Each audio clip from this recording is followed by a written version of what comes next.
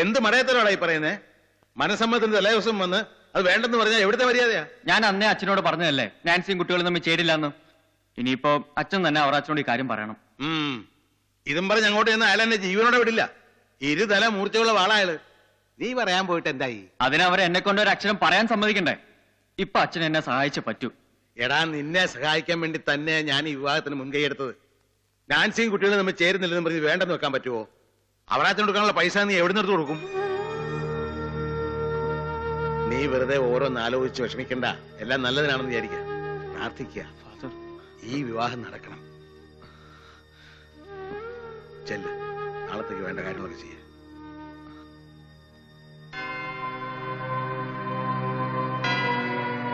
എന്റെ കുഞ്ഞിനെ കഷ്ടപ്പെടുത്തി.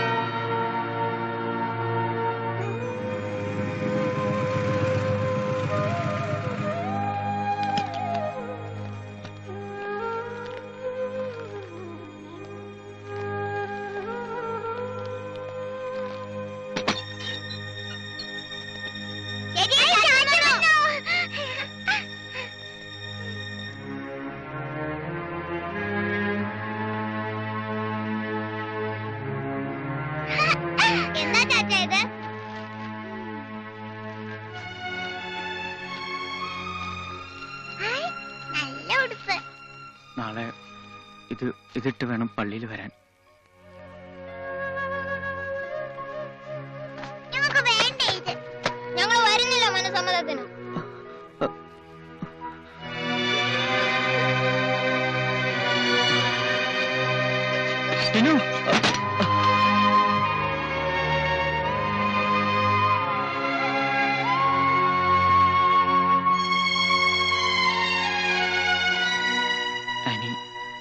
എന്റെ മനസ്സ് പറയുന്ന കാര്യങ്ങളല്ല ഞാൻ ചെയ്യുന്നതെന്ന് എനിക്കറിയാം.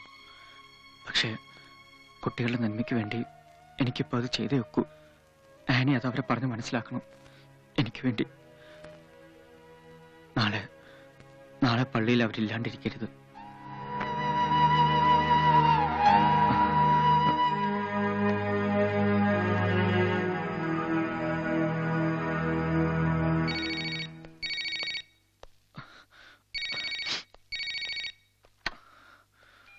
ഹലോ, അതെ ബെന്നിയാണ്.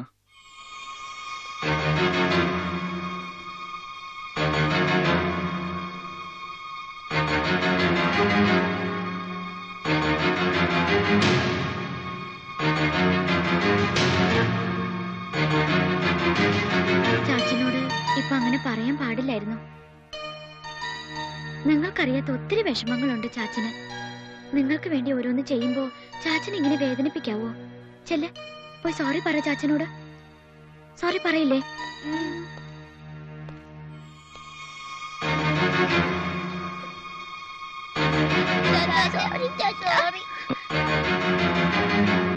ദാനിക്കുള്ള കോള.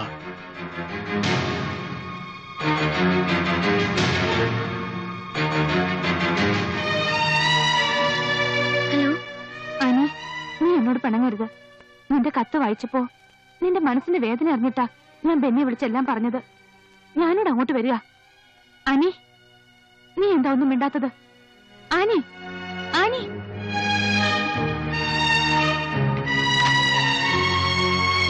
വേണ്ട, എന്നോടൊന്നും പറയണ്ട. ആന് തന്നെ എന്നോട് ഇത് ചെയ്യണമായിരുന്നു. നീ എന്തിനെന്നെ തേടി വന്നു എന്ന് ഞാൻ അറിഞ്ഞിരുന്നെങ്കിൽ ഈ വിവാഹത്തിന് ഞാൻ വഴങ്ങില്ലായിരുന്നു. ഇപ്പൊ എല്ലാം ഒരുങ്ങി കഴിഞ്ഞപ്പോ മനസ്സമ്മതത്തിന്റെ തലേന്ന് ഞാൻ ആരാണെന്ന് പറയാതെ മറച്ചു വെച്ചു. പക്ഷെ അത് ബെന്നിക്ക് വേണ്ടിയായിരുന്നു. ബെന്നിയുടെ ബുദ്ധിമുട്ടുകൾക്കിടയിൽ ഞാൻ മറ്റൊരു ബുദ്ധിമുട്ടാകരുതെന്ന് കരുതി. അതുകൊണ്ട് നീ എന്ത് നേടി? എന്റെ വിഷമങ്ങൾ കുറഞ്ഞു എന്നാ?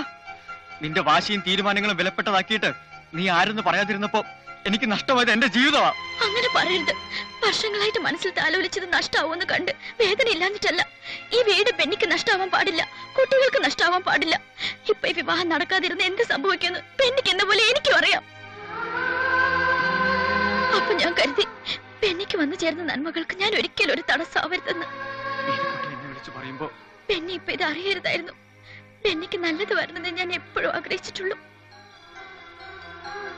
അതുകൊണ്ട് ഈ മനസ്സമ്മതം നടക്കണം. നാളെ ഞാൻ പോവും. ഒരു നല്ല സുഹൃത്തിന്റെ മനസ്സമ്മതം കൂടിയിട്ട് പോകുമ്പോ പെന്നിക്കും കുട്ടികൾക്കും ഒപ്പം കഴിഞ്ഞ കുറെ ദിവസങ്ങളുടെ നല്ല ഓർമ്മകളുണ്ടാവും കൂട്ടിന്.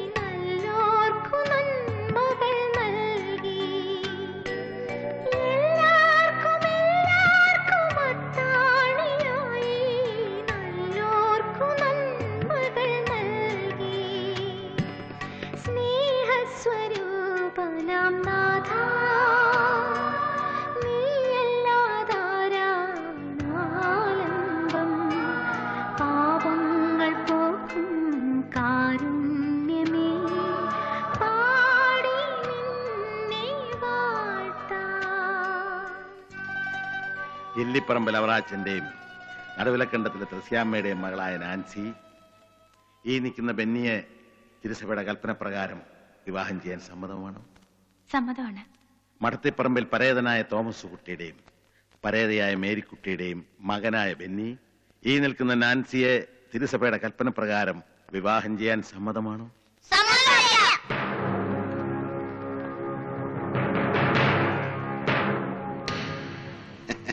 എന്താ മക്കളെ ഇത്? അച്ഛാ ചടങ്ങ് നടക്കട്ടെ. ഈ നിൽക്കുന്ന നാൻസിയെ തിരുസഭയുടെ കൽപ്പനപ്രകാരം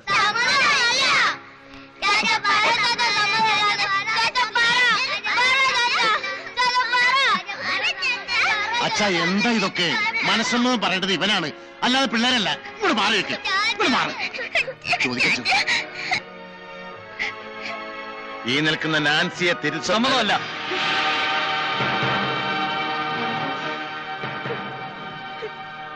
കുട്ടികൾക്ക് ഇഷ്ടമല്ലാത്ത സ്ഥിതിക്ക് ഇത് നടക്കില്ല ഫാദർ.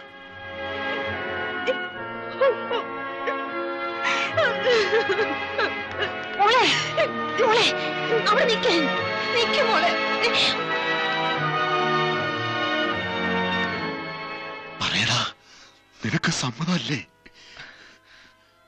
സമ്മതമല്ല. ഞാൻ ഇന്നലെ നിങ്ങളുടെ വീട്ടിൽ വന്നത് അത് പറയാനാ. പക്ഷെ അത് നിങ്ങൾ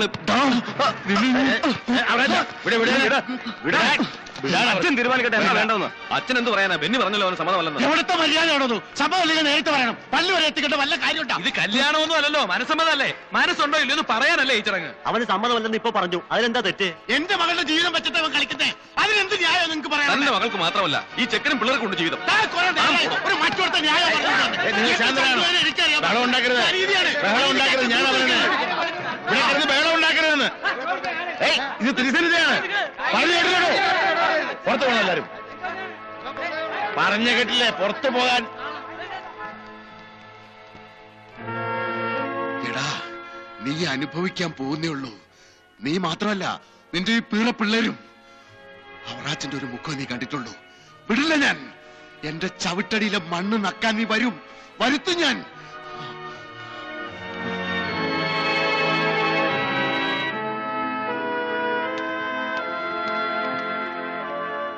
എന്താണ് പിന്നെ ഇതൊക്കെ? കുട്ടികൾക്ക് തിരിച്ചറിവില്ലെന്ന് വെക്കാം. പക്ഷെ നീ എന്തുദ്ദേശിച്ചത്? ഇതിന്റെ ഭവിഷ്യത്ത് എന്താന്ന് നീ ആലോചിച്ചിട്ടുണ്ടോ? ഫാദർ, ചാച്ചനെ വഴക്ക് പറയണ്ട ഫാദർ. ചാച്ചൻ പാവ. ഞങ്ങക്ക് നാൻസിന്റെ വേണ്ട, ആനി ചേച്ചി മതി.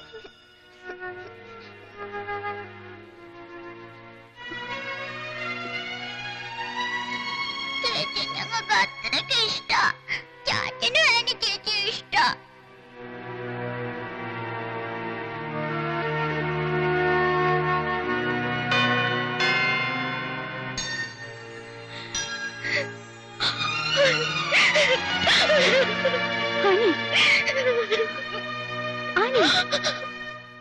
നടക്കാനുള്ളത് നടന്നു. ഇനി ഞാനിവിടെ നിൽക്കാൻ പാടില്ല. അത് ശരിയല്ല. ഇത്ര അറിഞ്ഞിട്ട് ഈ പെണ്ണിനെ ചെക്കനോട് നിർത്തിട്ട് പോകാൻ എനിക്ക് പറ്റില്ല. ആൾക്കാരെന്ത് പറയും? ആൾക്കാരെന്ത് പറയുന്നു എന്നല്ല, ആനിയുടെ പപ്പയെ കണ്ട് വിവരം അറിയിക്കണം. അതാണ് ആവശ്യം. വേണേ ഞാൻ പോയി പറയാം. പക്ഷെ പെണ്ണിനെ ഇവിടെ നിർത്തുന്നത് എങ്ങനെയാ? ഇതുവരെ ഇവിടെയല്ല നിന്നത്, അതുപോലെ ഇനിയും നിൽക്കും. ഞാനൊന്ന് പറയട്ടെ. ഞാൻ ആനയുടെ വീട്ടിൽ ചെന്ന് സംസാരിക്കാം, കാര്യങ്ങളെല്ലാം പറയാം. എന്നിട്ട് ആനയുടെ പപ്പയോട് ആദ്യം ഫാദറിനെ വന്ന് കാണാൻ പറയാം. എങ്കിൽ ഇപ്പൊ വിളിക്കേ, വന്നയുടെ കൊച്ചിനെ കൊണ്ടുപോട്ടെ. ഇല്ല, ഞാൻ പോവില്ല വീട്ടിലേക്ക്. അമ്മാമ്മച്ചി പറയുന്നത് പപ്പ കേൾക്കും. ഞാൻ ഈ ചെയ്തതൊന്നും അമ്മാമ്മച്ചിക്ക് ഇഷ്ടാവില്ല, എനിക്കറിയാം. അത് ശരിയല്ല കുട്ടി. നീ ഇത്രയും നാളോടെ നിന്ന പോലല്ല ഇനി നിൽക്കുന്നത്. പെണ്ണി കുട്ടികളെ വിട്ട് ഞാൻ എങ്ങോട്ടും പോവില്ല. ചേടാ പാടാ, ഇത് വലിയ കഷ്ടമായല്ലോ. പെണ്ണി പറയോ എന്നോട് പോവാൻ? കുട്ടികളെ പറയോ? അവര് പറയില്ല. ഞാൻ എങ്ങോട്ടും പോവില്ല. ആ എങ്ങനെ നിങ്ങളുടെ പാട് പോലാട്ടെ. ആൾക്കാരെ കൊണ്ടോടെന്ന് പറയിപ്പിച്ചിട്ട് എന്റെ അടുത്ത് വന്നോണ്ടല്ലോ. ആ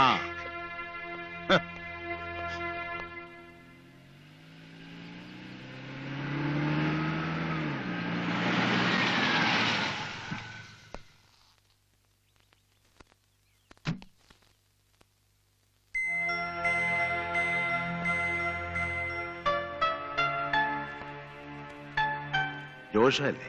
അതെ ഫാദർ. സിസ്റ്റർ മേരി വിവരങ്ങളൊക്കെ പറഞ്ഞോ? ആ, കുറച്ചൊക്കെ. കുറച്ചൊന്നും അല്ല ഇവിടെ നടന്നത്. വാശിക്കാരിയത് എന്റെ മോള്. എന്ത് കാരണം കൊണ്ടായാലും വീട്ടിൽ നിന്ന് വിട്ടു നിൽക്കുമ്പോ അവൾ എവിടെയായിരുന്നു, എന്ത് ചെയ്യായിരുന്നു അന്വേഷിക്കാനുള്ള ഉത്തരവാദിത്വം നിങ്ങൾക്ക് ഇല്ലാതെ പോയി. അവരുടെ ഒളിച്ചുകളി ഞാൻ മനസ്സിലാക്കിയോണ്ടാണ് ജോഷായെ വരുത്തിയത്. ചില തീരുമാനങ്ങൾ എടുത്തേ പറ്റൂ. ഒരു പ്രത്യേക സ്വഭാവക്കാരത്തി അവള്. അമ്മയില്ലാതെ ഒറ്റയ്ക്ക് വളർന്നുകൊണ്ടായിരിക്കാം. എവിടെയാ അവള്? എനിക്കൊന്ന് കാണണം.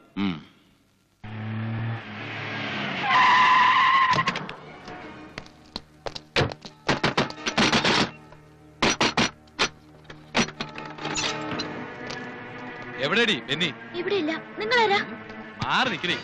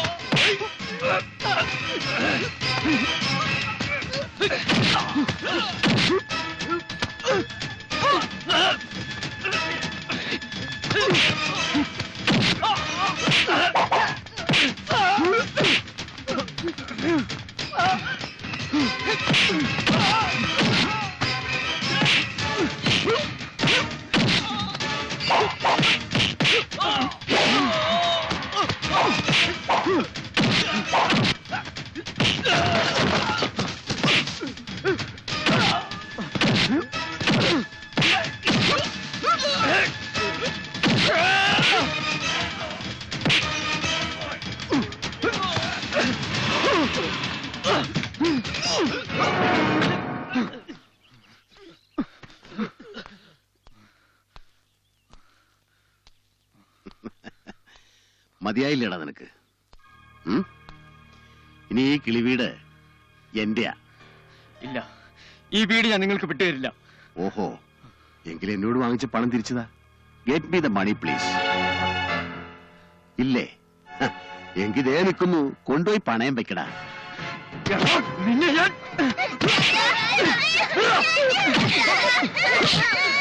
അവറാച്ച,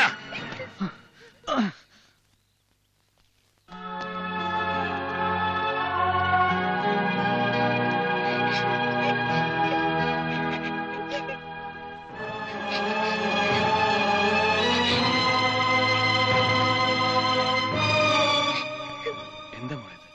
ഇവിടുന്ന് ഇറങ്ങണമെന്നും പറഞ്ഞ് ഞങ്ങളെ ഇവര്. ഇതാണോ അച്ഛൻ പറഞ്ഞത് സുരക്ഷിതമായിരിക്കുന്നെന്ന്? താൻ എന്ത് ക്രൂരതയാണോ ഈ കാണിച്ചു വെച്ചിരിക്കുന്നത് ഈ പാവം കുഞ്ഞുങ്ങളോട്? അച്ഛാ, ഇത് പള്ളിക്കാര്യമല്ല, പണത്തിന്റെ കാര്യ. അച്ഛൻ ഇതിൽ ഇടപെടണ്ട. ഞാൻ ഈ ലോഹയിട്ട് പോയി, അല്ല നിന്റെ കാരണക്കുറ്റി ഞാൻ അടിച്ചു പൊട്ടിച്ചേനെ. അവറാച്ചൻ, എന്താ നിങ്ങൾക്ക് വേണ്ടത്? നിങ്ങളാരാ? മനസ്സിലായില്ലല്ലോ. ഞാൻ ആരെങ്കിലും ആവട്ടെ, നിങ്ങൾക്ക് കാശല്ലേ വേണ്ടേ? വിവരങ്ങളൊക്കെ അച്ഛൻ പറഞ്ഞ് എനിക്കറിയാം. ചോദിക്കാനും പറയാനും ആളില്ലെന്ന് കരുതി ഈ കുട്ടിയോട് എന്ന് തോന്നിയ ദിവസം കാണിക്കുന്ന. ഓ, ഗോഡ് ഫാദർ. എനിക്ക് പണം തരാനുള്ളത് ഇവനാ. എങ്കിൽ ഇവൻ തന്നെ തരുന്നതാണെന്ന് കുട്ടിക്കോ? എത്ര നിങ്ങൾക്ക് കിട്ടാനുള്ളത്? പറഞ്ഞു തോലക്കടോ എത്രാന്ന്? അച്ഛാ, ബ്ലാങ്ക് ചെക്ക, ആവശ്യമുള്ളത് എഴുതിയെടുക്കാം. പക്ഷെ ഇതോടുകൂടി തീർത്തിരിക്കണം എല്ലാം. ഇനി ഈ കാര്യം പറഞ്ഞ് താൻ എന്തെങ്കിലും പ്രശ്നം ഉണ്ടാക്കിയ, നേരത്തെ താൻ ചോദിച്ചില്ലേ ജോഷു ആരാന്ന് താൻ അറിയും. അങ്ങനെ അങ്ങ് നികളിക്കണ്ട. ഇനി ഈ വീടിന്റെ ആധാരമായിട്ട് ഇവൻ ആദ്യം പള്ളിമേട വരട്ടെ, അപ്പൊ ഞാൻ കൊടുത്തോളാം ചെക്ക്. അവറാച്ചോ, അങ്ങനെ അങ്ങ് പോയാലോ? പുറത്തേക്ക് വലിച്ചെറിഞ്ഞ ഈ സാധനങ്ങൾ തിരിച്ചകത്ത് വെപ്പിച്ചിട്ട് പോയാൽ മതി. അച്ചോ, ഇത് ഇവിടം കൊണ്ടൊന്ന് തീരുമെന്ന് വിചാരിക്കണ്ട. ഈ വീട്ടിൽ സുഖിച്ച് ജീവിക്കുന്ന എനിക്കൊന്ന് കാണണം. ആ കണ്ടോ, ഞങ്ങൾ എപ്പോഴും ഇവിടെ തന്നെ കാണും.